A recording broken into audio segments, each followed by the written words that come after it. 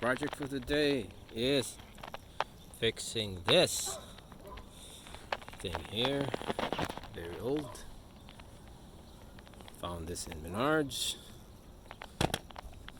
Gonna tear this off to appropriate size, 4-inch, and slip it on.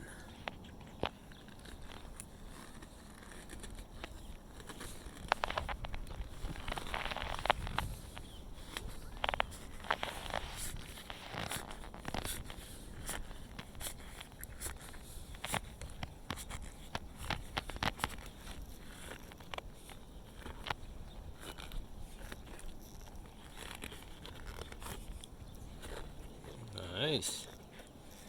It should work. See that? Snug and fit.